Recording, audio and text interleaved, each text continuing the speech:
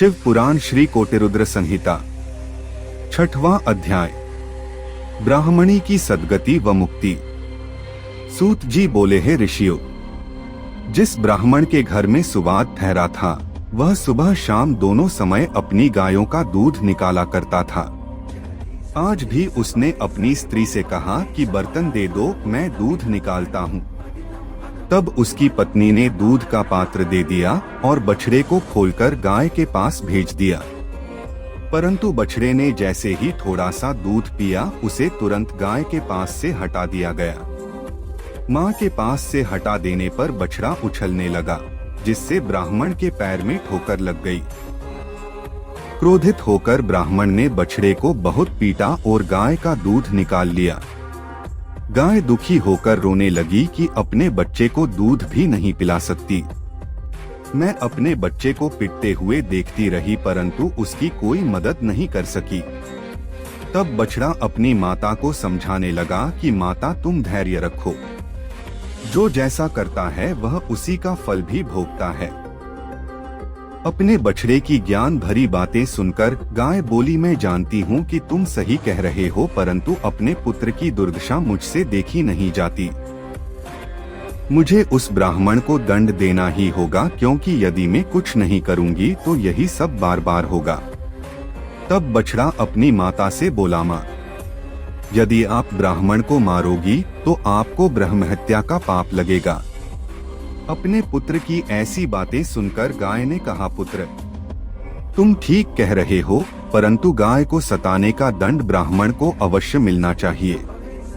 बाकी रही ब्रह्महत्या, उसके पाप को मिटाने का उपाय मैं जानती हूँ। यह कहकर गाय चुप हो गई। गाय और बछड़े की ये बातें सुवाद ने सुन ली थीं। यह सब सुनकर उसने सोचा कि मैं अपनी माँ की अस्थियां लेकर काशी जा रहा हूँ, परंतु मैं यह भी देखना चाहता हूँ कि गाय ब्रह्महत्या के पाप से कैसे मुक्त होती है और अपना बदला कैसे लेती है। प्रातःकाल होने पर सुवाद वहाँ का दृश्य देखने लगा। उस दिन ब्राह्मण ने अपने पुत्र से दूध निकालने के लिए कहा। उसके पुत्र ने भी गाय के बछड़े को पीटना शुरू कर दिया, जिससे गाय को क्रोध आ गया और उसने अपने सींगों का प्रहार लड़के की बगल में कर दिया। यह देखकर ब्राह्मण ब्राह्मणी दोनों दौड़ते हुए अपने पुत्र के पास आए, परंतु कुछ ही देर में उनके पुत्र के प्राण पखेरु उड़ गए। तब हाहाकार मच गया, सब रोने लगे। ब्राह्मण ने पीट पीट कर गाय और उसके बछड़े को घर से निकाल दिया।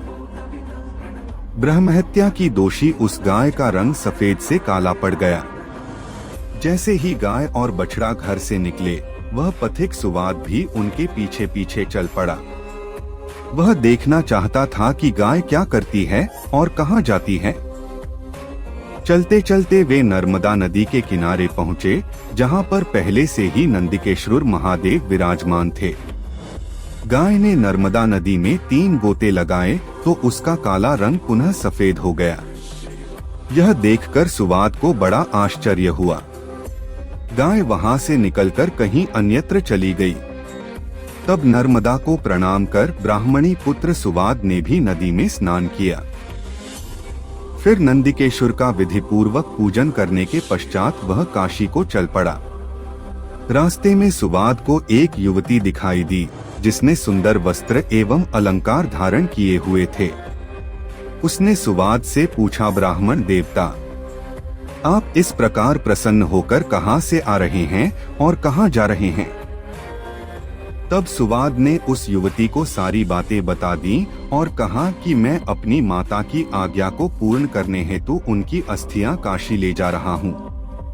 तब यह सुनकर वह युवती बोली, ब्राह्मण, तुम बहुत भोले भाले हो।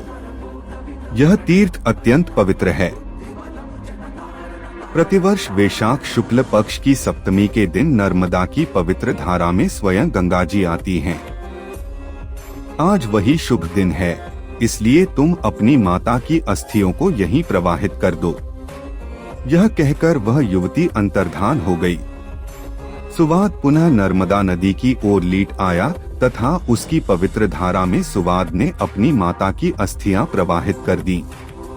तभी उसे एक दिव्य दृश्य दिखाई दिया। उसकी माता दिव्य देह धारण किए शिवलोक को जा रही थी और उसे आशीर्वचन देते हुए कह रही थी कि तुम धन्य हो, तुमने अपनी माता को सद्गति प्रदान कर दी है। पुत्र को आशीर्वाद देते हुए वह ब्राह्मणी शिवलोक को चली गई।